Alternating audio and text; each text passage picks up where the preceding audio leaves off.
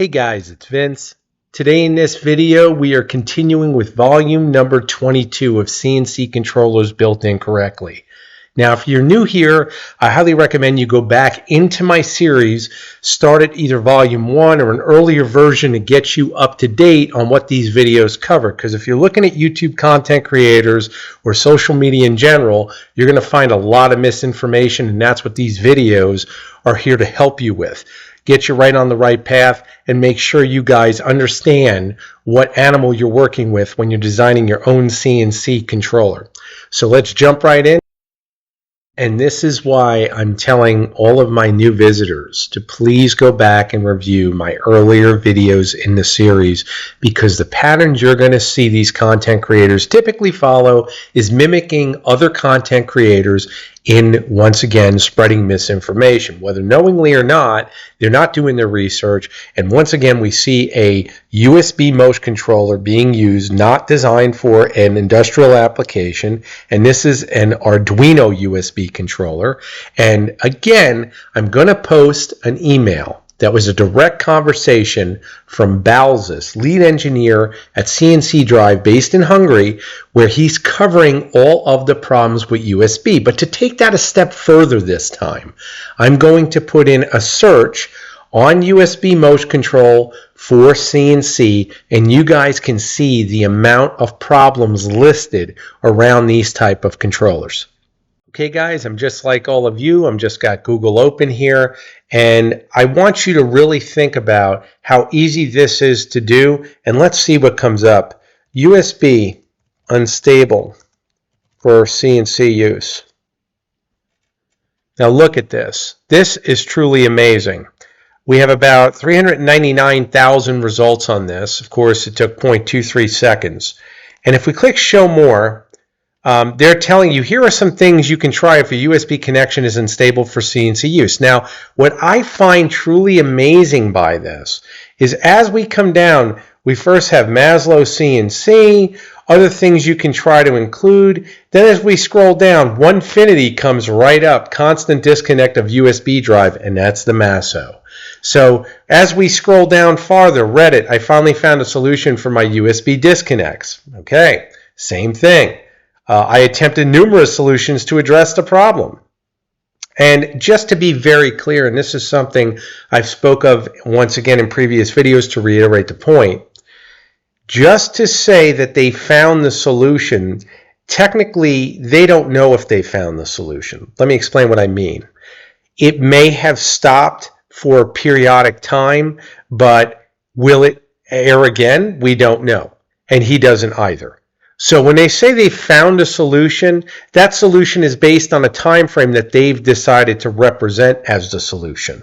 Don't misconstrue what you're reading. There is no guarantee with a CNC robot using USB that it will ever be stable over duration. And these content creators will never explain that because they themselves don't understand it. Electrical engineering stack exchange. USB communication keeps disconnecting because of, and we just keep going down. Maslow CNC forms. CNC zone. We can keep going. Losing USB connection. Once again, that Maslow. CNC USB. Why does my CNC stop? And we got videos on it. Vetric customer, USB not recognized, USB malfunctioned. Again, and we have that other post that was done previous, constant disconnect of USB drive, Masso. And you can see these just keep going. They just keep going. I'm telling you guys, be very, very careful with what you are doing and who you are listening to. Content creators, unfortunately, do not most likely have your best interest in mind.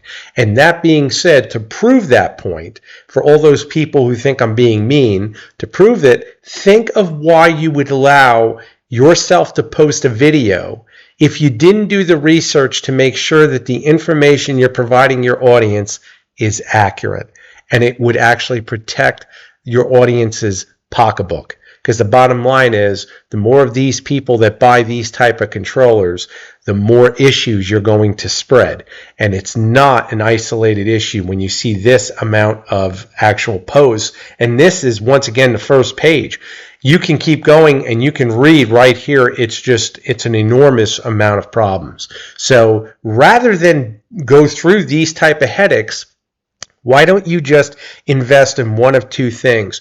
The proper education and time investment in the correct channels, once again by a validated professional in the field, or purchasing a professional controller, and they have provided all of the necessary components to make sure that your robot is stable.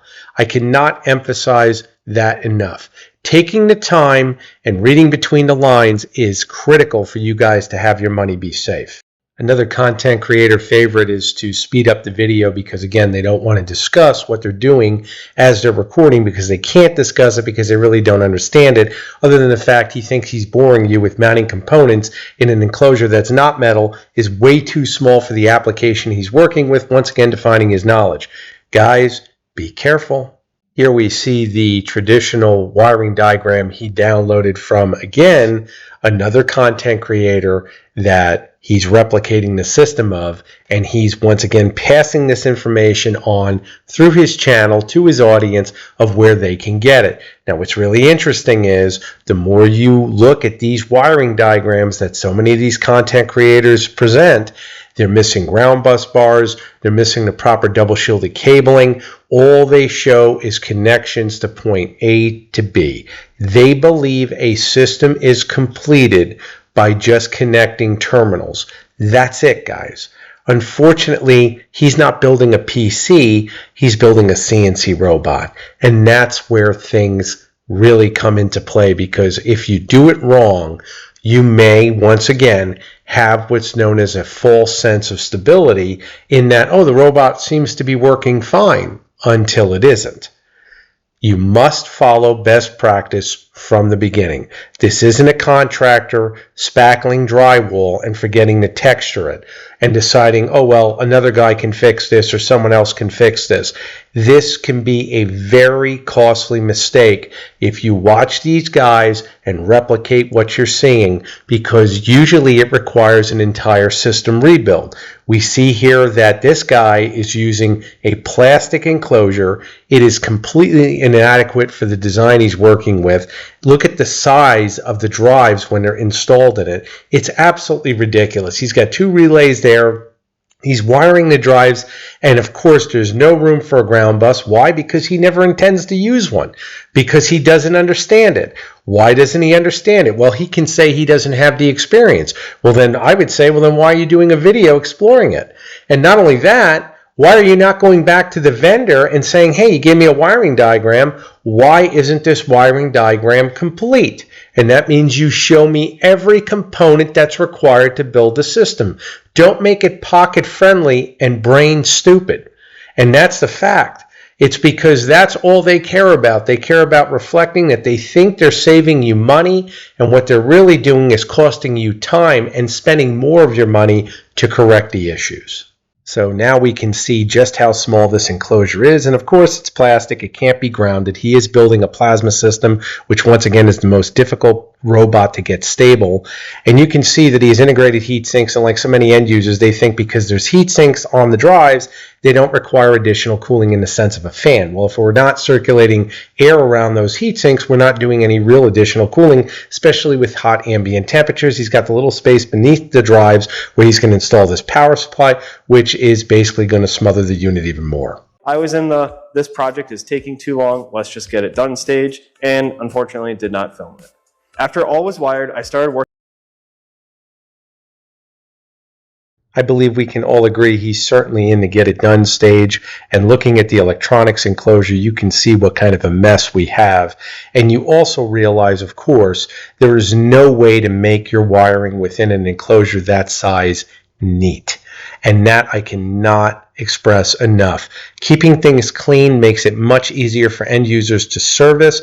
Plus, this guy will never ever understand what leads go to where unless he has a thorough understanding of CNC controls, which we already know he doesn't. If he was to label everything, he'd be able to go back in very quickly and understand exactly where each lead goes. In what he has now, it's just a complete mess. We also see him using a boom to actually support the cables for the robot. Now, that can be done in the method he has here. I'd still recommend, of course, using continuous flex cables if the constraints of the cables are tight in terms of what curvatures you're following. We have end users that tend to believe they can take regular cable, and when I say regular cable, I mean double shielded cable, and do really tight bends with double shielded cable. Well, with robotics, we have what's known as cables that are in motion. They're basically alive because they're always moving.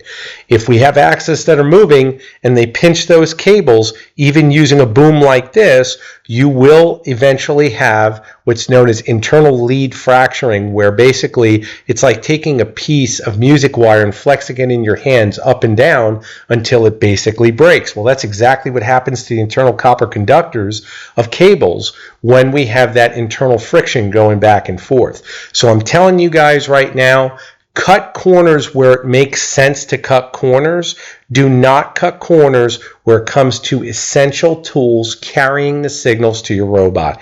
Use the proper double shielded cable, ready to continuous flex, especially in tight constraints, and also build your controllers correctly. We're going to jump to the next one. Not too bad. Now I got to put in the little thing for the emergency stops. Just a brief overview of what you're about to see. This is a content creator building a controller to support his GO704 mill. I forget what type of connector that's called. And then put the E-stop somewhere up here. A lot of room there. Wanted to have the E-stop above the outputs because, you know, if you go to reach for the reach for the E-stop and your output wires are in front of it, you know, you could potentially hit them, or you might not be able to hit the E-stop in a... Okay, so we see this content creator has selected to use Lexan, once again, to support the port install for his electronics enclosure. I've seen content creators use plexiglass, and I always get asked at least once a week, do I recommend an end user to build their own electronics enclosure or just invest and get it done? The real question is how much do you want to pay yourself? Because guys, one way or another, the fact of the matter is you're paying either me or some other professional to do the enclosure for you, pending it's done properly, or you're going to invest your time, and in which case you're paying yourself. I know that a lot of these videos like to highlight, we see it on YouTube all the time, you know, you'll watch a contractor do a wall where he's painting and drywalling and all this other crap, and they try to portray that it only takes, you know, 3 hours to do this, or it only took me 2 hours to do this. Remember this, I'm a content creator. I'm going to tell you the way it really is. Doing these videos takes time. A 10 or 15 minute video can take me 4 to 6 hours between editing. What do you think it takes a content creator, regardless of what genre they're in as far as doing contracting, to edit that video plus do the job? I can tell you right now, most of what you see on YouTube as far as time leveling is BS.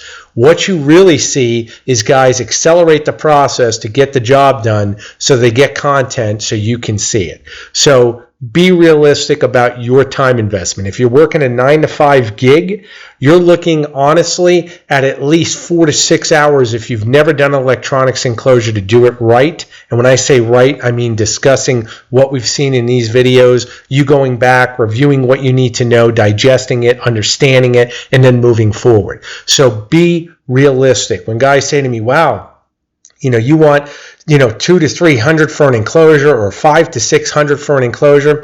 You're right, I do. But the difference is my enclosures are, number one, done right, and they're also already machined, and they also already break down for you. So when you factor all of that in, then you start realizing, well, okay, so I'm paying for not just the components, but I'm also paying for someone that has the knowledge, and I'm paying for the fact that if I need support, I can email this guy. He's not going anywhere. There's a big difference there. So take every bit of your resources and really, really go through and understand that before making a decision. This way, at least you make an educated one. In a true emergency. So, just got these screwed in. Pretty darn good fit. And so now we see exactly what enclosure he's selected and why he's actually milling the Lexan to support the ports. Is he went with the old school PC case as the electronics enclosure, and it is possible to use a PC case as an electronics enclosure for the system. However, most of the content creators, I would say at least 95% of them, select a computer case they have readily available rather than a computer case that's adequate in the size so that we get the proper amount of airflow for the components they've selected. Now, I want you to think about what I just said. This is where, once again, details come into play. If you're going to use a PC enclosure and you're fine with investing your time to do all of the milling and machining required to modify the case, then be realistic in the fact that you should be using a server chassis or something large enough so that you have, number one, the adequate amount of airflow to actually cool the electronics, and we can mount the electronics properly. The whole thing we see with a lot of this content creation is that guys go through just to get the job done. We're not looking at just getting the job done, or we shouldn't be. We should be looking at getting the job done efficiently and with a certain engineering standard in mind that we're able to work on our own system. Unless you plan on hiring me after the fact, and let me tell you how interesting this is when an end user will build their own system and then ask me after what I think about it in terms of how to service it, which makes no sense to me or probably you, because if you built it, why wouldn't you understand how to service it? It's because they get lost in the details, and then at the end, they try to catch their tail if troubleshooting has to take place. Think about what I'm telling you. It happens quite frequently. Cut this little piece out here, which was a bit useless.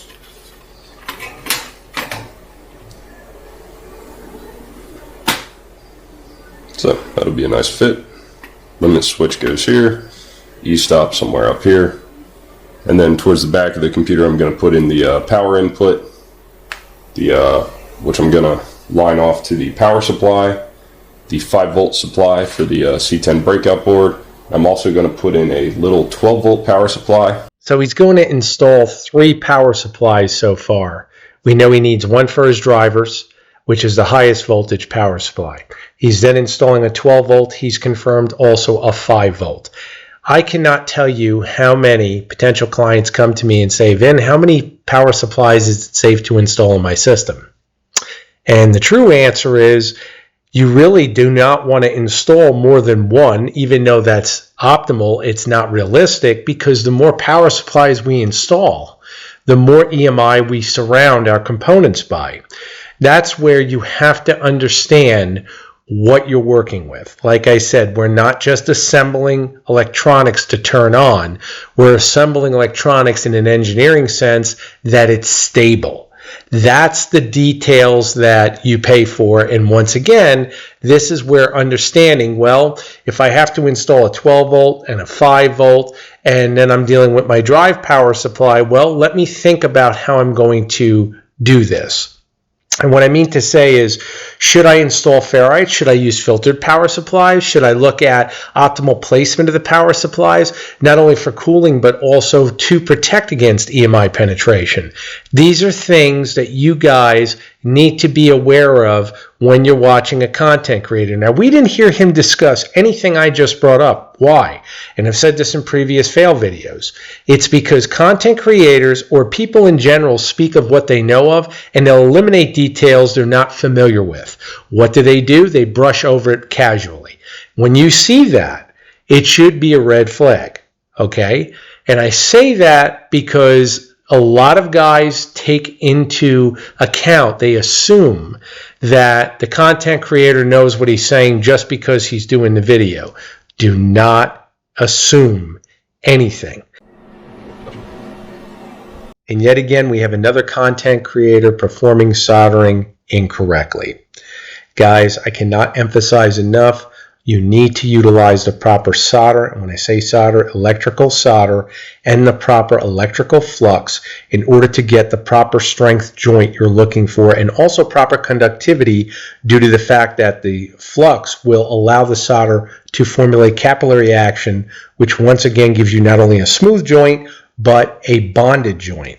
What we're seeing here is someone who totally does not understand that, or he just doesn't want to spend the money to do it right. Either way, it's wrong, and either way, he should not be demonstrating this on camera unless he wants to demonstrate what not to do. This is always done, once again, to get this process over with as quick as possible. And again, we do not want to implement what we're seeing these content creators do. Most of the problems that are created are due to misinformation. That's what these videos are here to expose. And the other thing is, over time, you're going to see this video one time. Over time, we don't know where this system is going to go, but you can rest assured, whether or not a connection fails, you'll never hear about it. It'll always be his own personal experience, and that video will never be done. Do not do is what he's doing here. Invest in the proper solder, invest in the proper flux, and the proper tooling, and you'll get exactly what you should, the proper joint.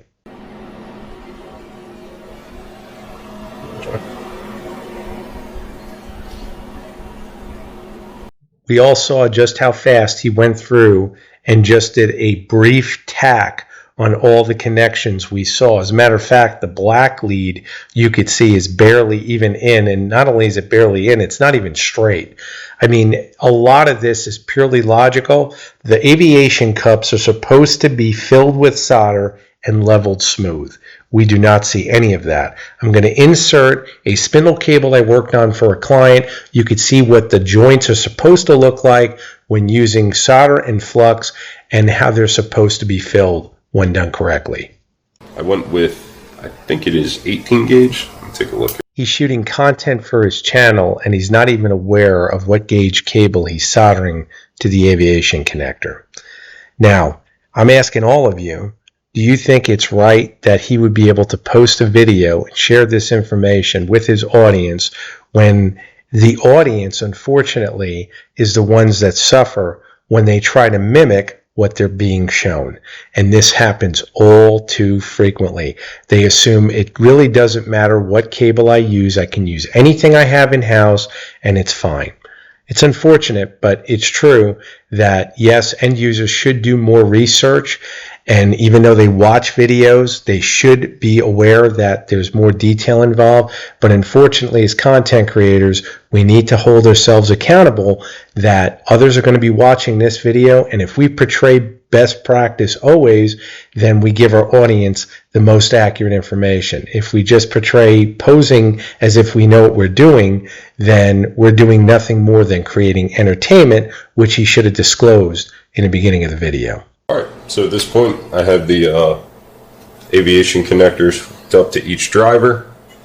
So we have our X, our Y, and our Z all hooked up.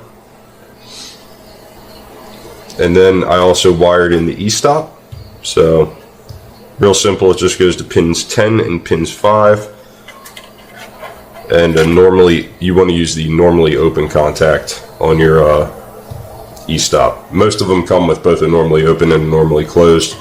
You can take out the normally closed. I just left it on there. But so if you were to hit that, the 5 volts would complete the circuit, enabling a reset situation. There we go. Pretty nifty. So my only concern at this point is these cables. I have heat shrink over them, and I didn't experience any kind of noise interference when I ran them on the open table. But that is my one concern, so I might maybe add some sort of shielding over them, or potentially just switch them over to the stepper cable, so the 18 gauge, and just use that, because that's already shielded and it's pretty easy to work with. But given that I already have these all cut to length and all that, if I run into any issues with noise on those... The content creator explained he wires his E-stop in a normally open fashion. Let's cover that briefly. Normally open for a switch means that your contacts are seen as normally open, and when you depress the switch, it then closes the contacts, and that once again would signal his breakout board, as he stated, to go into an E-stop state. You never want to wire a switch that is protecting your system in a normally open fashion. Why is that? Because if you wire it that way and the switch fails, the contacts are seen as normally open when it's considered working. When the switch fails, it's still considered normally open and it could crash the machine, because when you depress the e-stop in an emergency situation, you will find that it does nothing.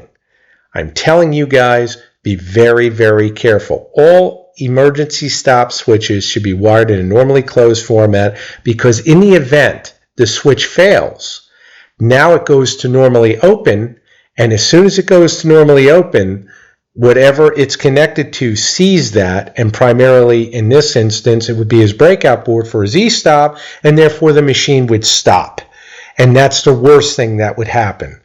This one portion of the video, for those of you who actually stayed to the end, it just saved your machine if you were to mimic what this guy just explained. That's why I'm telling you, the content creators that we see talking about these subjects, all they are people posing to know what they're doing. They have a lot of dangerous practices that can harm you, and I cannot emphasize that enough. It's also comical that he explains using shielded cable at all and not connecting any of the grounds. As a matter of fact, when I say the grounds, we have shield drains here that are actually just dangling above the drives. I've seen this in previous videos. As a matter of fact, the one last week had the same thing. I don't understand this principle, but if you're that lazy and you're that incompetent not to install a ground bus, which every system requires that's running an individual drive system, you're going to have problems out of the gate. We don't sit there and say we're going to wait to have a problem, which is what this creator just said. I'll wait until I have a problem before I'll do it right. That's exactly what he said to you. And it's funny, he even brought up that he's using heat shrink over his drive cables going to the breakout board instead of using the proper ferrites for filtering, if he understood that, or using the proper double shielded cable. And once again, let me reiterate, all cabling in CNC robotics, there is no way around this, needs to be double shielded to mitigate both forms of EMI in both high and low frequencies. And the cables must have a proper shield drain grounded to a ground bus. This is mandatory if you expect stability and peace of mind. Okay guys, that wraps up volume number 22, and once again, I cannot emphasize that I hope many of you are learning from these videos. They take me time to produce, and I'll keep producing them as long as I know that what you're watching is accurate. You need to understand what you're getting involved with, and it's unfortunate that in this industry it seems everyone is an expert when unfortunately learning in this field really never stops. I've done this now well over a decade and I learn something new every day.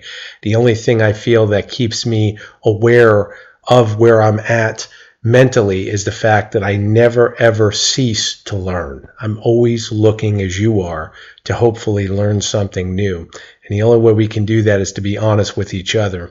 And it's unfortunate these content creators seem to waste more time in worrying about how many clicks they get than how accurate the information they produce is for their audience. Thank you all for your support.